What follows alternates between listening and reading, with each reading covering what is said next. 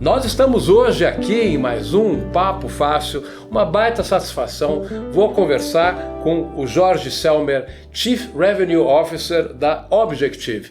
Olha, Jorge, eu não tive a possibilidade de conversar com a empresa ainda, conversar com você. Obrigado pela sua participação. Tem muita coisa para a gente contar aqui hoje, não é isso? Tem muita coisa. Eu que agradeço, Xandão. Prazer estar aqui contigo. Acho que a gente tem bastante coisa para compartilhar e vamos trocar um pouco de ideias aqui. Com certeza. Sabe que para a gente dar uma ideia para quem está nos vendo, eu acho que seria legal você fazer uma contextualização da Objective, claro. Que é uma empresa que, pelo que você já me adiantou, já me deu uns spoilers, ela tem aí já uma larga experiência no mercado, houve um crescimento. Bom, enfim, fala um pouco da empresa para a gente dar o contexto. Não, perfeito. A Objective é uma empresa que tem mais de 28 anos de mercado, né? Então a gente está aqui no Brasil, está nos Estados Unidos, está na Europa. Ela nasceu de uma empresa de software, né? Então a gente aprendeu a fazer consultoria fazendo software, de uma empresa de bilhetagem chamada NG. Hoje somos um grupo com 4 empresas. Dentro desse grupo a gente tem a própria Objective, que é a empresa de consultoria. A gente tem a NG Billing, que é uma empresa de software focada em bilhetagem, muito em telco, mas agora em outros segmentos também. Tem uma empresa de dados chamada Eleflow, focada em dados, e tem uma empresa de cibersegurança chamada eTrust. Então é um grupo que tem mais de 600 pessoas hoje. Eu estou imaginando, começaram lá atrás com a aplicação de bilhetagem e a necessidade dos clientes e da empresa foram sendo impulsionadores das outras áreas de negócio. Exato. A Objective, por natureza, sempre foi muito inovadora. Então, antes do mercado falar de práticas ágeis, a gente já começou a atuar no processo com agilidade dentro da construção do nosso software. Antes de falar de teste automatizado, a gente construiu uma plataforma de teste automatizado para fazer nosso software. A partir daí, a gente entendeu que isso era uma grande oportunidade de mercado. Então, nasceu a Objective com esse foco, prestando esse tipo de serviço para o mercado. Bom, que é o tema principal da nossa conversa, mas eu não queria deixar passar também a oportunidade que você comentasse também sobre os outros 2 pilares, né, que é o pilar de manipulação de dados, ou tratamento de dados e cibersegurança. Claro, assim, a gente entendeu que isso era fundamental até pela estratégia de negócio. Então foi criada uma empresa especializada em dados, então todas as camadas ali de governança e de maturidade de dados são tratados pela Eleflow, que é uma empresa que nasceu do grupo e se tornou uma empresa independente. E a eTrust foi uma aquisição. A gente fez uma aquisição de uma empresa que está focada em gestão de identidade, né? Então hoje a gente compartilha um pouco do que é cibersegurança entre a própria eTrust e a Objective quando a gente fala de desenvolvimento seguro e todas as práticas de segurança para códigos. Você mencionou aí a parte de desenvolvimento seguro. Agora ficou claro para mim por que esse braço faz parte da empresa, mas me conta, na área de desenvolvimento, você falou que lá atrás começaram desenvolvendo software, a aplicação de bilhetagem, que é uma aplicação, me corrija se eu estiver errado, mas que eu me lembro desse mercado, ela é muito massiva, você lida com quantidade de dados muito grandes e que era uma dor de cabeça para as empresas, né, de bilhetagem, telefonia, operadoras principalmente, mas que hoje até virou uma oportunidade. Vocês podem até ajudar, né? A gente pode ajudar, assim, os nossos clientes têm muitos dados hoje, né? Então, a integração das nossas soluções, por exemplo, hoje a gente trabalha soluções de inteligência artificial para fazer churn, por exemplo, dentro dessa base de dados gigantesca. Então, a gente tem aproveitado cada vez mais as tecnologias, os processos dentro do contexto das empresas que a gente tem para trazer negócios. Bom, e hoje em dia vocês têm aí um foco bastante pronunciado em aplicações de inteligência artificial, que na verdade todos estamos falando de inteligência artificial, olha, eu vou te falar uma coisa, muito lá atrás, hoje não, mas bem lá atrás eu achava que inteligência artificial era uma ótima solução procurando um bom problema. Só que os bons problemas apareceram, né? É fato. É um pouco disso. E a gente tem tentado atuar, achando em dois aspectos quando a gente fala de inteligência artificial. Um foco muito em negócio, olhando para esses problemas. Claro que aí a gente tenta suportar nossos clientes para identificar se eles já estão preparados para ajudá-los a identificar esse problema de negócios, às vezes dando 1 ou 2 passos para trás para estruturar dados ou estruturar processos, mas sim aí usando inteligência artificial para resolver essas dores, né? E do lado técnico, né? Existe uma oportunidade grande também para a gente, para os nossos clientes, de utilizar a inteligência artificial como a gente já tem usado para fazer revisão de código, para fazer automação de testes, para aumentar ali a visão da quantidade de cenários e testes possíveis. Então a inteligência artificial ajuda muito nisso. E até gerar scripts de teste depois para que a gente valide esse cenário gerado. Eu quero falar mais sobre isso, mas eu quero abrir um parênteses nessa nossa conversa para você dar uma ideia para quem está nos assistindo aqui. Quem são os clientes, né, da Objective? Tá bom. Segmentos, eventualmente você pode citar o nome de alguns. No site tem uma rica lista. Sim. Eu vou até colocar na edição aqui essa lista de clientes. Mas se puder comentar os segmentos, me parece bem diversificado, e citar alguns casos. Sim, posso sim. A gente é multissegmento, então hoje a gente está atuando em diversos segmentos. Os nossos clientes, por características, são médias e grandes empresas. A gente atua muito nesse segmento. Então hoje a gente tem, quando olha para a Telco, a gente tem a Claro como sendo um grande cliente. Manufatura, a gente tem Natura. A gente tem, algum tempo atrás, fez uma aquisição do ramo de seguros. Então seguros, a gente tem diversas empresas. Tem Sul América, tem Mafre, né? Então a gente tem muitos segmentos, alguns cases premiados em mercados recentemente, da Raia Drogasil, né, Você da pode própria comentar Natura. esse um pouquinho? Posso sim. Esse é bem bacana. Por quê? A gente, nesse conceito de ser inovador, a gente veio do mercado de governança, de agilidade. E a gente desenvolveu um jogo chamado Maturity Card Game. Esse jogo, ele está baseado no KMM, né? No Kanban Maturity Model. A ideia é que a gente possa analisar e ajudar nossos clientes a avaliar a sua maturidade no processo de governança organizacional, tanto para negócio quanto para TI.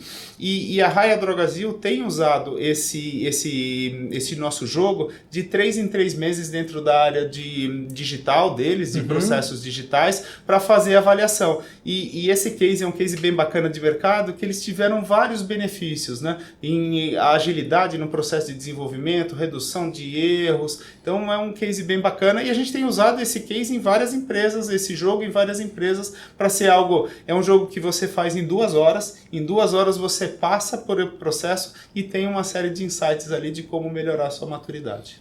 Puxa vida, bastante interessante.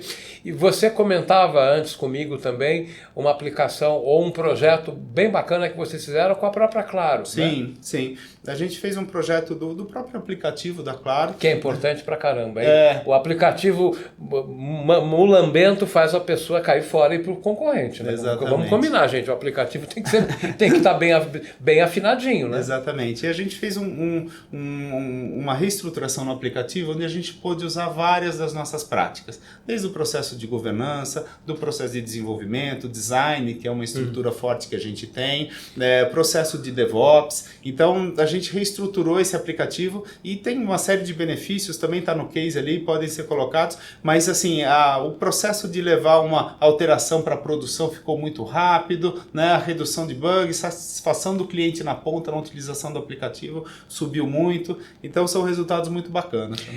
Acho que isso nos reconecta com o que a gente estava falando, que é o seguinte: você dizia das possibilidades do uso da inteligência artificial, você citou em geração de script de teste ou análise de código, né? Teste, principalmente a parte de testes, isso é uma coisa que quem já um dia meteu a mão na massa para desenvolver, você em algum momento já desenvolveu muito. Tá vendo esses calos aqui? É isso aí, eu estou mais ou menos assim. Mais ou menos assim. A gente lembra que todo desenvolvedor é assim, ele acha que ele terminou a aplicação está perfeita. Aí vem alguém para testar, a pessoa acha um erro. Não, mas isso não é para ser feito assim. Não, mas o usuário vai cometer erros e a gente não pode permitir, né? Então eu estou entendendo que essas possibilidades de análise habilitam que situações pouco pensadas podem ser antecipadas e serem submetidas a teste. Passa por aí. Passa por aí. E é bem engraçado isso, né? Quando alguém vai testar, é o primeiro teste já dá errado, né? E a pessoa faz algo errado, mas a pessoa pode errar. Pode errar, ela não sabe, né? Então a inteligência artificial ajuda muito nisso, a dar uma amplitude na quantidade de testes. A gente tem usado o Code Review também para fazer as melhores práticas de governança e de segurança também, porque às vezes quando você tem uma equipe muito grande, nem todo mundo está habilitado e está preparado para fazer código seguro, usar as melhores práticas. Então, esse tipo de ferramenta ajuda muito nesse contexto, de fazer essa revisão, colocar a governança e de dar essa amplitude muito maior nos cenários de teste e, principalmente, gerar os scripts de teste para te ajudar e facilitar o processo de teste. Com certeza. Puxa, eu poderia aqui resgatar inúmeras histórias relacionadas a isso, mas a gente sabe o quanto isso é relevante, como isso é importante. Eu queria que você comentasse alguma coisa com a gente, Jorge, sobre o grupo de parcerias que vocês têm, que vocês estão associados a empresas muito fortes e que ajudam a compor o leque de soluções, né? Exatamente. A gente está olhando parcerias como uma oportunidade de complemento do nosso portfólio, Xandro, e também de trazer negócios no sentido de inovação, no sentido de complementariedade ali dos nossos serviços, né? Então a gente tem, por exemplo, Liferay, é um parceiro antigo. A Liferay foi um parceiro tanto aqui no Brasil, mas principalmente numa expansão que a gente fez bastante grande para os Estados Unidos. A Liferay é um DXP, né, uma ferramenta de experiência para canais digitais, que traz inteligência artificial embarcada, que traz uma série de benefícios.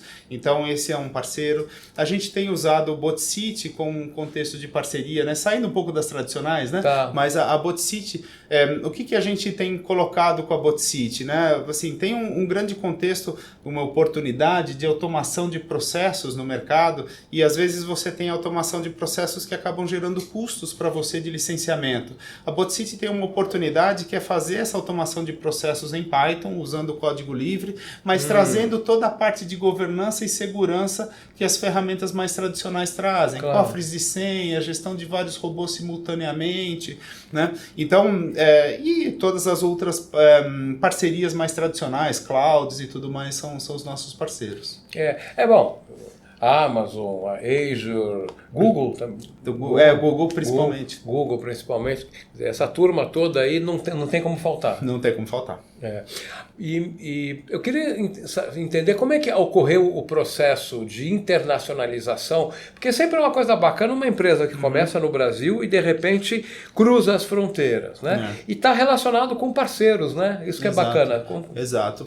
É bem bacana, Xandó, porque por exemplo, eu comentei da Liferay, né? A Liferay, ela está em 2 slides nossos quando a gente fala institucional, de parcerias e de clientes, porque ela foi nosso cliente também. Então a gente, junto com a Liferay, acabou colocando uma equipe para desenvolver produto e tudo mais, atuou em projetos da Liferay fora e nos deu uma musculatura e um conhecimento para também buscar nossos clientes também que começaram com Liferay lá fora. Então a gente tem grandes clientes lá fora usando Liferay e hoje outras tecnologias, mas foi o pontapé inicial da nossa internacionalização. Hoje estamos nos Estados Unidos e estamos na Europa e em Portugal também.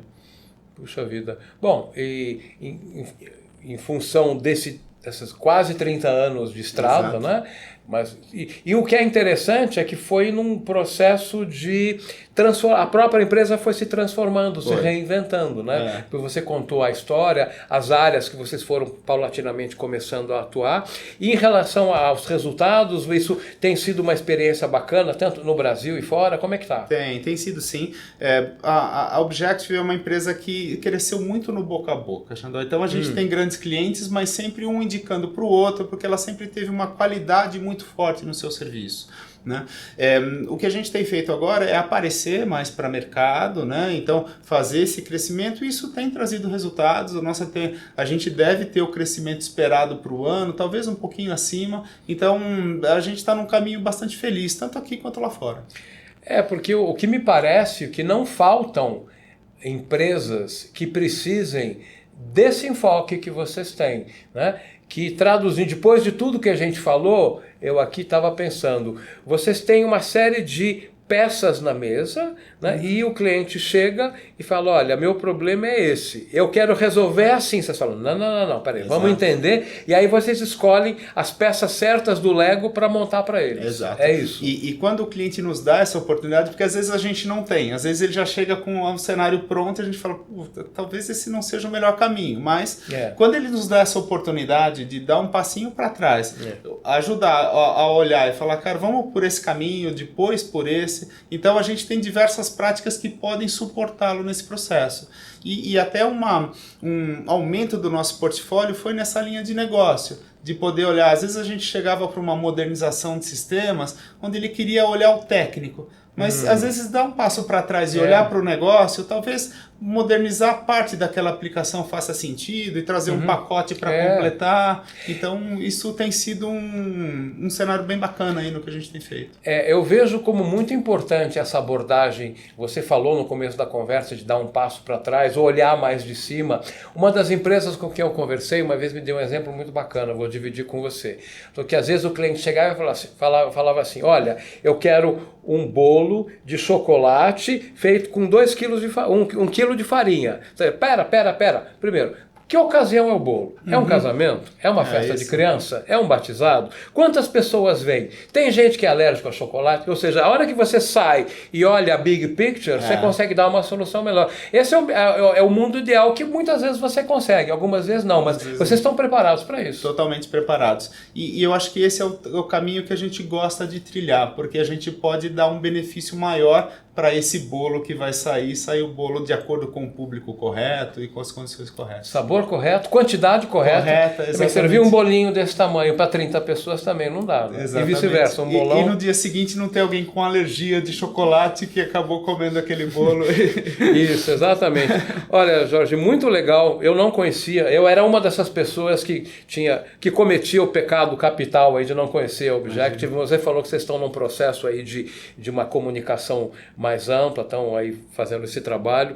Eu gostaria que a gente pudesse voltar a conversar pares de meses para frente. Tenho certeza que se a gente conversar, tipo, no final do ano, você vai ter outras coisas bacanas, outros casos bacanas para contar. Vamos fazer assim? Vamos fazer assim. Xandó, a gente está fazendo, e eu acho que aí a gente vai trazer, por exemplo, muita coisa que a gente tem feito com clientes de inteligência artificial que estão em processo e talvez ali eu já tenha cenários para te trazer aqui, exemplos e tudo mais. Mas vai ser um prazer, a gente que agradece. Prazer estar aqui contigo. A gente te acompanha no canal ali, no site. E vai ser um prazer estar aqui. Obrigado mesmo. Show de bola. Super obrigado. Esse foi mais um Papo Fácil aqui com a Objective, com o Jorge Selmer, Chief Revenue Officer. Super obrigado. Até essa próxima conversa que não demore muito. Com certeza. Muito obrigado.